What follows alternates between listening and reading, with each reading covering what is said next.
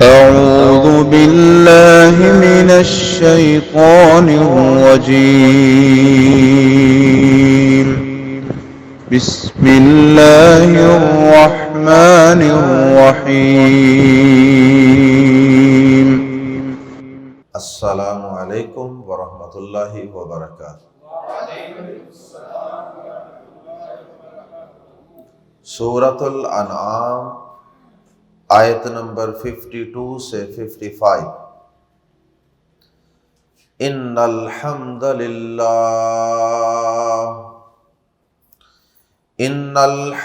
للہ والصلاة والسلام علی رسول اللہ اما بعد۔ اعوذ باللہ السمیع العلیم من الشیطان الرجیم من ہمزہ ونفخہ ونفثہ۔ بسم اللہ الرحمن الرحیم۔ وَلَا تَطْرُدِ الَّذِينَ يَدْعُونَ رَبَّهُمْ بِالْغَدَاةِ وَالْعَشِيِّ يُرِيدُونَ وَجْهَهُ مَا عَلَيْكَ مِنْ حِسَابِهِمْ مِنْ شَيْءٍ وَمَا مِنْ حِسَابِكَ عَلَيْهِمْ مِنْ شَيْءٍ فَتَطْرُدَهُمْ فَتَكُونَ مِنَ الظَّالِمِينَ۔ وَكَذَلِكَ فَتَنَّا بَعْضَهُمْ بِبَعْضٍ لِيَقُولُوا أَهَؤُلَاءِ مَنَّ اللَّهُ عَلَيْهِمْ مِنْ بَيْنِنَا أَلَيْسَ اللَّهُ بِأَعْلَمَ بِالشَّاكِرِينَ۔ وَإِذَا جَاءَكَ الَّذِينَ يُؤْمِنُونَ بِآيَاتِنَا فَقُلْ سَلَامٌ عَلَيْكُمْ كَتَبَ رَبُّكُمْ عَلَى نَفْسِهِ الرَّحْمَةَ أَنَّهُ مَنْ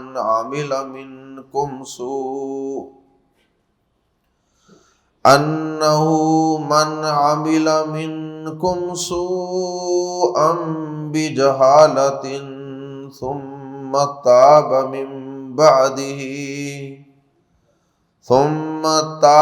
من بعده وأصلح فأنه غفور رحيم۔ وَكَذَلِكَ نُفَصِّلُ الْآيَاتِ وَلِتَسْتَبِينَ سَبِيلُ الْمُجْرِمِينَ۔ اللہ رب العزت نے آیات زیر تفسیر میں نبی پاک صلی اللہ علیہ وسلم کو اپنے ایمان والے ساتھیوں اور صحابہ کرام رضوان اللہ علیہم اجمعین کی عزت و تکریم کا حکم دیا ہے، چونکہ نبی صلی اللہ علیہ وسلم کی یہ شدید خواہش ہوا کرتی تھی کہ کافر و مشرک لوگ اسلام قبول کر لیں اور یہ کفر و شرک کی اور اللہ کی بغاوت و نافرمانی کی راہ کو گویا کہ جہنم کی راہ کو چھوڑ دیں۔ یہ آپ کی خواہش اس قدر زیادہ تھی کہ اللہ پاک قرآن مجید کے اندر وقتاً فوقتاً آپ کو تسلی دیتے، قرآن مجید کی آیات نازل فرما کے کہ اے نبی صلی اللہ علیہ وسلم آپ اتنا رنجیدہ اور غمزدہ نہ ہو کہ اپنے آپ کو ان کے پیچھے ہلاک ہی کر لیں، چونکہ نبی صلی اللہ علیہ وسلم کی شدید خواہش تھی کہ کافر مسلمان ہو جائیں۔ در حقیقت یہ خیر خواہی تھی جو آپ کے اندر ان کے لیے انسانیت کے لیے کوٹ کوٹ کے بری ہوئی تھی۔ صحیح مسلم شریف کے اندر ایک حدیث ہے، سعد رضی اللہ تعالی عنہ اس حدیث کے راوی ہیں، وہ بیان کرتے ہیں کہ میں یعنی سعد اور عبداللہ بن مسعود رضی اللہ تعالی عنہ اور بلال رضی اللہ تعالی عنہ کہتے ہیں کہ سعد رضی اللہ تعالی عنہ فرماتے ہیں کہ ہم کل 6 آدمی تھے، ہم اللہ کے نبی صلی اللہ علیہ وسلم کی مجلس میں موجود تھے، اور ہم سارے ہی معاشرتی اعتبار سے کمزور اور غریب قسم کے لوگ تھے۔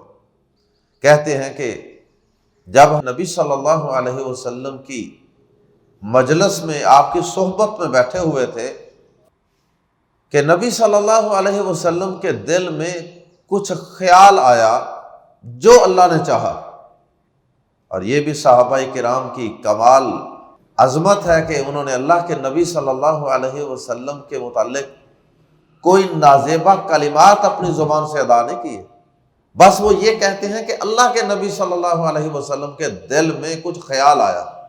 اب وہ خیال جو سیاق و سباق سے سمجھ آ رہا ہے وہ یہ تھا کہ کافر نبی صلی اللہ علیہ وسلم کی مجلس میں موجود تھے، یعنی یہ 6 صحابہ بھی موجود تھے اور کچھ کافر بھی موجود تھے، یا کچھ کافر آپ کی مجلس میں آنا چاہتے تھے۔ تو انہوں نے کہا کہ پہلے ان کو اس مجلس سے اٹھائیں اور پھر اس کے بعد ہمیں اسلام کی کچھ تعلیمات سے آگاہ کریں، یا جو بھی ہمارے ساتھ بات چیت کرنی ہے وہ بعد میں ہوگی، پہلے ان کو یہاں سے اٹھائیں، کیونکہ یہ ہمارے سٹیٹس کے مطابق نہیں ہے، یہ ہمارے سٹیٹس کے خلاف ہے کہ نعوذ باللہ اتنے کمتر لوگوں کے ساتھ ہم ایک ہی مجلس میں بیٹھ جائیں، ایک ہی پرے میں، ایک ہی جگہ پر، ایک ہی لیول میں بیٹھ جائیں۔ تو کہتے ہیں کہ اللہ کے نبی صلی اللہ علیہ وسلم کے دل میں کچھ خیال آیا جو اللہ نے چاہا، خیال جو بھی آیا، لیکن اس خیال کے پیچھے ہے بہرحال ہمدردی اور خیر خواہی تھی۔ ہمدردی کیا تھی؟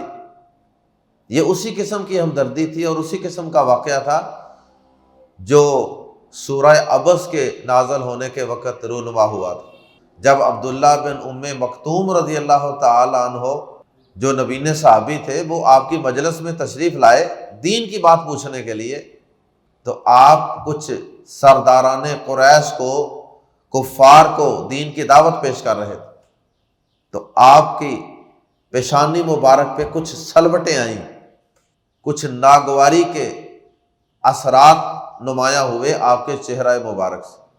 کیوں؟ آپ کے دل میں یہ خیال آیا کہ یہ کافر اگر میری بات سن لیتے، میں ان کو دعوت دے رہا تھا تو یہ بعد میں آ جاتا، اس نے درمیان میں آ کے تو مجلس گویا کہ ہماری خراب کر دی ہے۔ تو اسی قسم کا کوئی خیال نبی صلی اللہ علیہ وسلم کے دل میں یہاں بھی آیا ہوگا کہ یہ کافر اگر بات سننے کے لیے اس شرط پر آمادہ اور تیار ہیں کہ یہ اٹھ جائیں تو ان کو اٹھ جانا چاہیے تاکہ وہ بات سن لیں، شاید اللہ ان کو ہدایت دے دے۔ لیکن اللہ پاک کو یہ آداب پسند نہیں آئی۔ نبی صلی اللہ علیہ وسلم پہ اللہ پاک نے قرآن مجید کی یہ آیات نازل فرما دیں، وَلَا تَطْرُدِ الَّذِينَ يَدْعُونَ رَبَّهُمْ بِالْغَدَاةِ وَالْعَشِيِّ۔ آئیے قرآن مجید کے الفاظ میں ان آیات کو سیکھتے ہیں۔ وَلَا تَطْرُد، اور نہ دور ہٹائیے، وَلَا تَطْرُد، اور نہ دور ہٹائیے اے نبی صلی اللہ علیہ وسلم، الذین، ان لوگوں کو جو یدعون، پکارتے ہیں، یدعون، جو پکارتے ہیں ربہم، اپنے رب کو، بالغداتی، بازر بھی میں، کس وقت میں؟ الغداتی، پہلے پہر، صبح کا وقت، والعشی، اور پچھلے پہر، یا شام بھی کر سکتے ہیں ترجمہ، صبح و شام، یا پہلے پہر اور پچھلے پہر، یریدون، وہ چاہتے ہیں، وجہہ، اس کا چہرہ، وہ اس کا چہرہ چاہتے ہیں، کس کا؟ اللہ پاک کا۔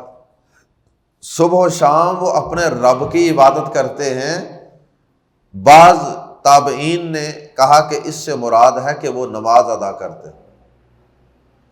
نماز بھی مراد ہو سکتی ہے، اور ویسے بھی اللہ پاک کا کثرت سے ذکر کرنا صبح و شام کے اوقات میں، یہ بھی مراد ہو سکتا ہے۔ تو صبح و شام اللہ کا ذکر کرنے کی توفیق بھی اسی کو ملتی ہے جو فرض نماز ادا کرنے والا۔ بے نماز کو اللہ کے ذکر کی توفیق کہاں ملتی؟ تو فرمایا کہ اے نبی صلی اللہ علیہ وسلم، آپ ان لوگوں کو دور نہ ہٹائیے، اپنی مجلس سے نہ ہٹائیے جو اپنے رب کو پہلے پہر اور پچھلے پہر یاد کرتے ہیں اور اس کو پکارتے ہیں، اور وہ چاہتے کیا ہیں؟ یریدون وجہہ، وہ اس کا چہرہ چاہتے ہیں۔ یعنی چہرہ چاہنے کا مطلب یہ ہوتا ہے، دو معنی ہیں اس کے۔ ایک تو جو لفظی معنی ہے اس معنی کے مطابق تفسیر، اور وہ یہ ہے کہ وہ یہ چاہتے ہیں کہ ہم جنت میں داخل ہو جائیں اور وہاں اللہ کا چہرہ دیکھ لیں، اللہ کے چہرے کی زیارت کر لیں، اللہ کا دیدار چاہتے ہیں۔ جنتیوں کو سب سے بڑی جو نعمت عطا کی جائے گی تو اللہ کے دیدار کی نعمت ہی ہوگی۔ تو ایک تو یہ ظاہری معنی، اور دوسرا یہ کہ یہ ایک محاورہ ہے، اور اس کا مطلب یہ ہوتا ہے کہ اس کے چہرے کو چاہنے سے مراد یہ ہوتا ہے اس کی خوشنودی چاہنا، اس کے چہرے کو خوش کرنا، اس کی خوشنودی چاہنا۔ تو صبح و شام یہ اپنے رب کی عبادت کرتے ہیں، نماز پڑھتے ہیں، ذکر اذکار کرتے ہیں، تلاوت کرتے ہیں، اس سے دعائیں اور التجائیں کرتے ہیں۔ تو مقصد کوئی دنیا کا مال اور دنیا کی عزت اور دنیا کا سٹیٹس نہیں ہے، بلکہ اللہ کے چہرے کا دیدار اور اللہ کی رضامندی۔ یہ اتنے مخلص لوگ ہیں، اتنے اخلاص والے لوگ ہیں، اتنے عبادت گزار لوگ ہیں۔ ایسے لوگوں کو تو اپنی مجلس میں بٹھانا چاہیے، ایسے لوگوں کو تو اپنی مجلس میں بٹھا کر فخر محسوس کرنا چاہیے۔ اللہ کے نبی صلی اللہ علیہ وسلم، آپ ان کافروں کی خاطر، اگرچہ ان کو دین کی تبلیغ کرنے کے لیے صحیح، لیکن آپ ان صحابہ کو اپنے سے دور نہ ہٹائیے، کیونکہ اس سے ان کا دل دکھے گا، اس سے ان کا دل ٹوٹ جائے گا، اس سے ان کی شان اور ان کی عزت میں، اکرام میں کچھ کمی آئے گی۔ اللہ اکبر۔ اور اللہ پاک نے سورۃ الکہف کے اندر اس سے ملتا جلتا حکم دیا نبی صلی اللہ علیہ وسلم کو، اور وہ حکم کیا ہے؟ سورۃ الکہف کی آیت نمبر 28 کے اندر اللہ تعالیٰ فرماتے ہیں وَاصْبِرْ نَفْسَكَ مَعَ الَّذِينَ يَدْعُونَ رَبَّهُمْ بِالْغَدَاةِ وَالْعَشِيِّ يُرِيدُونَ وَجْهَهُ وَلَا تَعْدُ عَيْنَاكَ عَنْهُمْ۔ اور اے نبی صلی اللہ علیہ وسلم، آپ اپنے آپ کو ان لوگوں کے ساتھ روک کے رکھیے جو اپنے رب کو پہلے اور پچھلے پہر پکارتے ہیں، اس کا چہرہ چاہتے ہیں، اور تیری آنکھیں ان سے آگے نہ بڑھیں۔ وَلَا تَعْدُ عَيْنَاكَ عَنْهُمْ تُرِيدُ زِينَةَ الْحَيَاةِ الدُّنْيَا، آپ کی آنکھیں ان سے آگے نہ بڑھیں کہ آپ دنیا کی زندگی کی زیب و زینت چاہتے ہوں۔ وَلَا تُطِعْ مَنْ أَغْفَلْنَا قَلْبَهُ عَنْ ذِكْرِنَا وَاتَّبَعَ هَوَاهُ وَكَانَ أَمْرُهُ فُرُطًا۔ اور اس شخص کا کہنا مت مانیے جس کے دل کو ہم نے اپنی یاد سے غافل کر دیا، اور وہ اپنی خواہش کے پیچھے چلا، اور اس کا کام ہمیشہ سے حد سے بڑا ہوا ہے۔ اللہ پاک نے آیات زیر تفسیر میں نبی صلی اللہ علیہ وسلم کو حکم دیا کہ آپ انہیں اپنے سے دور نہ ہٹائیے، اور سورۃ الکہف کی ملتی جلتی آیت کے اندر حکم دیا کہ وَاصْبِرْ نَفْسَكَ مَعَ الَّذِينَ يَدْعُونَ رَبَّهُمْ بِالْغَدَاةِ وَالْعَشِيِّ، آپ جو صبح و شام اپنے رب کو پکارنے والے ہیں، اس کی رضامندی اور خوشنودی کو چاہنے والے ہیں، آپ ان کے ساتھ اپنے آپ کو ٹھہرا کے رکھیے۔ ان کو اپنی مجلس میں بٹھا کے رکھیے اور خود ان کے ساتھ بیٹھیے۔ اللہ اکبر۔ تو اچھے لوگ، نیک لوگ جو ہیں ان کی مجلس میں بیٹھنا چاہیے اور ان کو اپنی مجلس میں بٹھانا اور بلانا چاہیے۔ اور اس کے بعد اللہ پاک نے فرمایا ما علیک، نہیں ہے آپ پر، من حسابہم، ان کے حساب میں سے، من شیئن، کچھ بھی۔ اب من حسابہم، ہم سے مراد بعض نے تو یہ ایمان والے صحابہ ہی لیے اور بعض نے کفار مراد لیے۔ ما علیک من حسابہم، اے نبی صلی اللہ علیہ وسلم آپ کے ذمہ ان کافروں کا کوئی حساب نہیں ہے۔ آپ سے نہیں پوچھا جائے گا کہ یہ ایمان کیوں نہیں لائے تھے، تو آپ ان کو زبردستی مسلمان بنانے کے لیے ہمارے ان ایمان والے صحابہ کو اور ہمارے ان ایمان والے بندوں کو اپنی مجلس سے دور کیوں ہٹائیں؟ ما علیک من حسابہم، آپ پر ان کے حساب میں سے کوئی ذمہ داری نہیں ہے۔ وما من حسابک، اور نہ آپ کے حساب میں سے، علیہم، ان پر کچھ ہے، یعنی کچھ ذمہ داری وغیرہ، من شیئن، کچھ بھی، ذرا بھی، اور آپ کے ذمہ بھی، آپ کے ذمہ ان کا حساب نہیں اور ان کے ذمہ آپ کا حساب نہیں۔ مطلب یہ ہے کہ حساب اپنا اپنا دینا ہے۔ تو آپ کا کام ہے صرف آپ لوگوں کو دین کی دعوت دیں، اس کے بعد اگر کوئی مانتا ہے تو اپنا فائدہ کرے گا، نہیں مانتا تو اپنا نقصان کرے گا۔ آپ کو ہم نے ان پر کوئی داروغہ نہیں بنایا ہوا۔ اللہ پاک نے فرمایا کہ وما انت علیہم بمسیطر، آپ ان پر کوئی داروغے نہیں ہیں کہ زبردستی ان کو آپ مسلمان بنائیں اور آپ سے پوچھا جائے کہ وہ مسلمان کیوں نہیں ہوئے تھے۔ اس لیے آپ ان کی اتنی فکر نہ کریں ان کافروں کی۔ وما من حسابک علیہم من شیء، اور آپ کے حساب میں سے ان پر کچھ نہیں، فا کہ تطردا، کہ آپ ہٹا دیں، ہم انہیں، فتطردہم، کہ تو انہیں ہٹا دے۔ اے نبی صلی اللہ علیہ وسلم آپ کو ہٹانے کی کیا ضرورت ہے، جبکہ نہ آپ کا حساب ان کے ذمہ، نہ ان کا حساب آپ کے ذمہ۔ فتکون، پس تو ہو جائے گا، یا ترجمہ فا کا کر سکتے ہیں ورنہ تو ہو جائے گا، من الظالمین، ظالموں میں سے۔ یہ ظلم و ناانصافی کا کام ہوگا کہ آپ ان کافروں کی خاطر ان ایمان والوں کو دور ہٹا دیں۔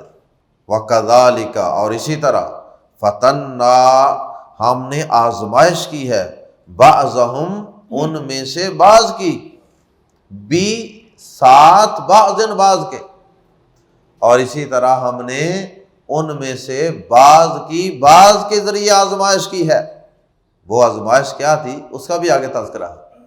وہ آزمائش یہ تھی کہ کافر یہ سمجھتے تھے کہ یہ جو غریب لوگ ہیں اگر یہ سچے ہوتے تو پھر یہ غریب کیوں ہوتے؟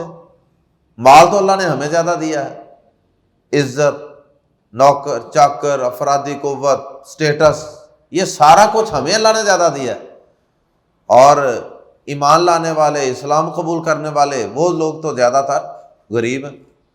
تو یہ چیز کافروں کے لیے آزمائش بن گئی، اس وجہ سے وہ دین اسلام کو قبول کرنے سے پیچھے رہے۔ بلکہ سورۃ الاحقاف کے اندر موجود ہے کہ وہ یہ کہتے تھے کہ اگر یہ صحیح ہوتے نا تو پھر یہ مالدار ہوتے ہماری طرح، مالدار تو ہم ہیں، اللہ تعالیٰ کی رحمتیں نوازشیں تو ہمارے اوپر ہیں۔ اللہ اکبر۔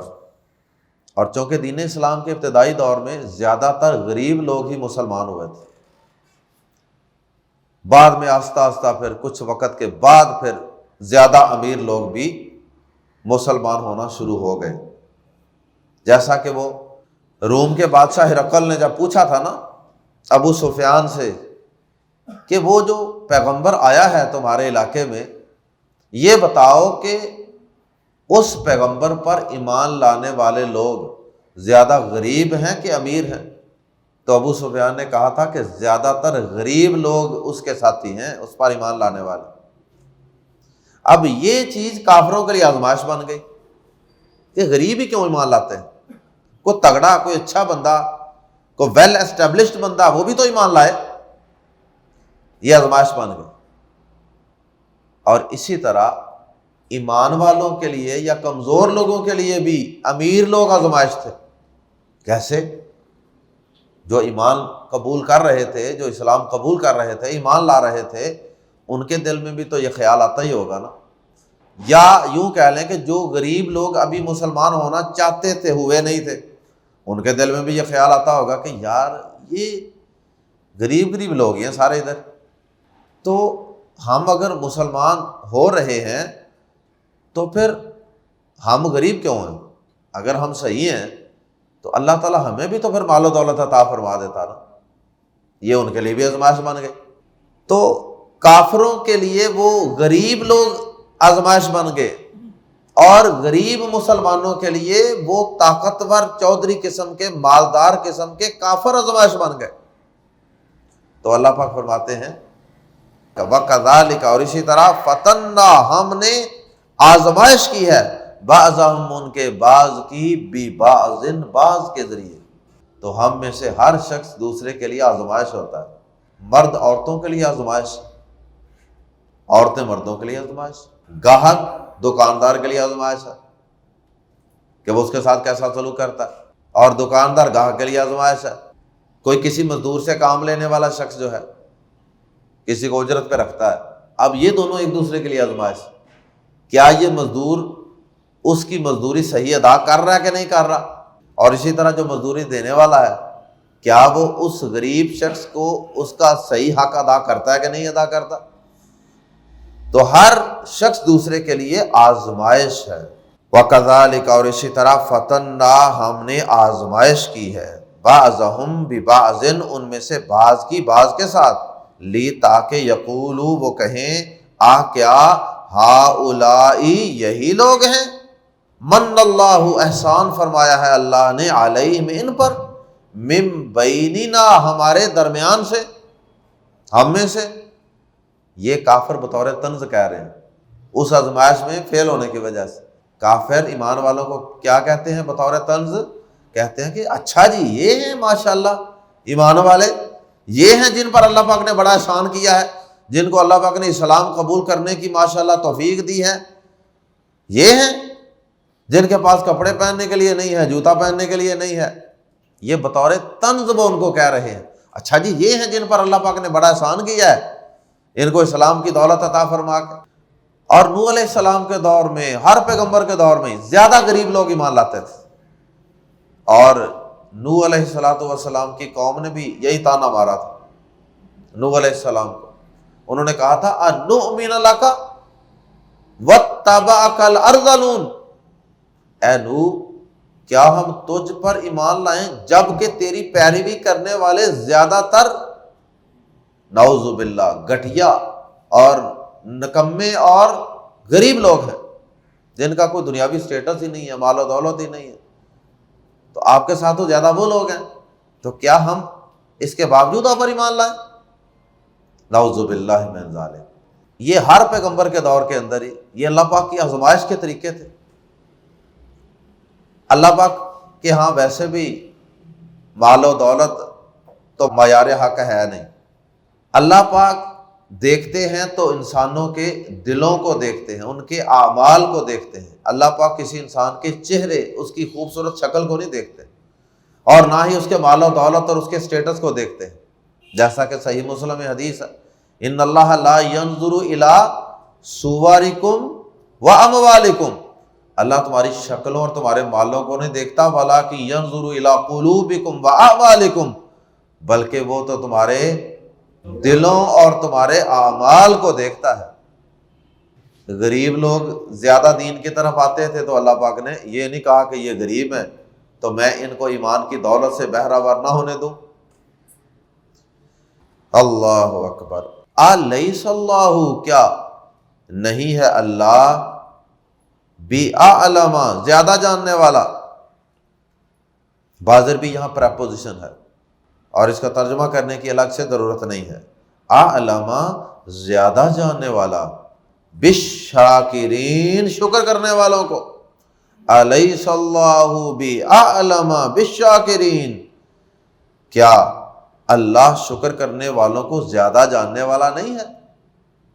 اللہ پاک فرماتے ہیں کہ ہم ایک دوسرے کے ذریعے تمہاری آزمائش کر رہے ہیں، تو آخر میں کیا فرمایا کہ کیا اللہ پاک شکر کرنے والوں کو خوب جاننے والا نہیں ہے؟ یعنی اسے پتہ ہے کہ اللہ پاک کا شکر گزار کون ہے، فرما بردار کون ہے، اور کسی کو حقیر نہ سمجھنے والا کون ہے۔ یہ اللہ پاک ہر ایک کی کیفیت کو اور اس کے اعمال کو خوب جاننے والے ہیں۔ اس کو پتہ ہے شکر کرنے والے کون ہیں اور نہ شکرے کون ہیں۔ جو اس کی نعمتوں کی وجہ سے متکبر بن جاتے ہیں، اللہ ان کو بھی جانتا ہے۔ وَإِذَا جَاءَكَ، اور جب وہ آئیں آپ کے پاس، وَإِذَا، اور جب جَاءَ آئیں کا آپ کے پاس، الَّذِينَ وہ لوگ جو یؤمنون ایمان رکھتے ہیں، بی پر آیاتنا ہماری آیات، فقل تو کہہ دیجئے اے نبی صلی اللہ علیہ وسلم، سلام علیکم تم پر سلامتی ہو۔ جب یہ ایمان والے لوگ آپ کے پاس آئیں نا، ان کو پروٹوکول دیا کریں، ان کو دعائیں دیا کریں، ان کی عزت افزائی کیا کریں، نہ کہ کافروں کے اسلام قبول کرنے کی خاطر ان کو اپنی مجلس سے دور ہٹانے کا سوچیں، بلکہ یہ جب آپ کے پاس آئیں تو ان سے کہیے سلام علیکم، تم پر سلام ہے، تم پر سلامتی ہو، ان کو سلام کہیے۔ کتب ربکم، لکھ دیا ہے تمہارے رب نے، علی نفسہ، اپنے آپ پر، اور رحمت، رحمت کو یا رحم کرنا، تمہارے رب نے اپنے آپ پر رحم کرنا لکھ دیا ہے۔ یعنی تم پر اللہ پاک نے ہر حال میں رحم کرنا ہی کرنا ہے، کیونکہ تم ایمان والے ہو نا، تو اللہ پاک تم پر رحم فرمائے گا۔ یہ لکھ دیا ہے۔ کیا لکھ دیا ہے؟ اسی صورت کی آیت نمبر 12 کے اندر بھی اس کی تفصیل گزری ہے کہ اللہ پاک کی رحمت اس کے غضب پر حاوی ہے۔ انہو، کہ حقیقت یہ ہے کہ انہو کے اندر جو ہو ضمیر ہے نا، اس کا معنی وہ نہیں ہے، یہ پروناؤن نہیں ہے، بلکہ اس کو ضمیر شان کہتے ہیں، اور اس کا ترجمہ یہ ہوتا ہے کہ بات یوں ہے، حقیقت یہ ہے، واقعہ یوں ہے، انہو، بے شک حقیقت یہ ہے، بے شک واقعہ یہ ہے، من عاملہ، جس نے بھی عمل کیا، منکم تم میں سے، سوءن برا، بجہالت، جہالت و نادانی کے ساتھ۔ جہالت سے مراد یہ ہے نادانی۔ جہالت کا مطلب صرف یہی نہیں ہے کہ آدمی گناہ کرے تو اس کو پتہ ہی نہ ہو کہ گناہ ہے، یہ بھی اس سے مراد ہو سکتا ہے، اور اس سے یہ بھی مراد ہے کہ جب آدمی گناہ کرتا ہے نا، جب بھی آدمی گناہ کرتا ہے نا، وہ جہالت و نادانی سے ہی کرتا ہے، کیونکہ اس وقت وہ گناہ کے نقصانات کو صحیح معنوں میں سمجھ نہیں رہا ہوتا، وہ نادانی کے اندر گناہ کر لیتا ہے، جس طرح اللہ پاک نے سورۃ التوبہ کے اندر بھی اس کا تذکرہ فرمایا ہے۔ ثم، پھر، تابا، اس نے توبہ کر لی، من بعدہ، اس کے بعد، وَأَصْلَحَ، اور اصلاح کر لی اور اپنے آپ کو درست کر لیا، فَأَنَّهُ، پس بے شک وہ، غفور الرحیم، بے حد بخشنے والا، نہایت رحم والا ہے۔ اللہ پاک ہم سب کو توبہ کرنے کی توفیق عطا فرمائے، اور توبہ کے بعد اپنی اصلاح کرنے کی بھی توفیق عطا فرمائے۔ توبہ کی شرائط میں سے ایک شرط یہ بھی ہے کہ آدمی توبہ کے بعد اس غلط کام کو بھی چھوڑ دے، اصلاح بھی کرے۔ وَكَذَلِكَ، اور اسی طرح، نفصل الآیات، ہم کھول کھول کر بیان کرتے ہیں آیات، نشانیاں۔ اللہ پاک نے یہاں بھی تو کچھ حقائق اپنے بیان کیے نا، کھول کھول کے بتا دیا ہے۔ وَلِتَسْتَبِينَ، اور تاکہ خوب واضح ہو جائے، وَلِتَسْتَبِينَ، اور تاکہ خوب واضح ہو جائے۔ تستبینہ کے اندر زائد حروف ہیں، باب استفعال ہے، اس لیے ہم ان زائد حروف کی وجہ سے ترجمہ کر رہے ہیں خوب واضح ہو جائے، سبیل المجرمین، مجرموں کا راستہ، اور تاکہ مجرموں کا راستہ خوب واضح ہو جائے، ہر ایک کو پتہ چل جائے کہ یہ صحیح ہے، یہ غلط ہے، یہ اچھا کام کرنے والوں کا یہ انجام ہے، برا کام کرنے والوں کا یہ نتیجہ ہے۔ اللہ ہم سب کو ایمان والوں کی عزت و تکریم کرنے کی توفیق عطا فرمائے، ایمان والوں کی مجلسوں میں بیٹھنے اور ان کو اپنی مجلسوں میں بلانے کی توفیق عطا فرمائے۔ سبحانک اللہم و بحمدک، اشہد ان لا الہ الا انت، استغفرک و اتوب الیک۔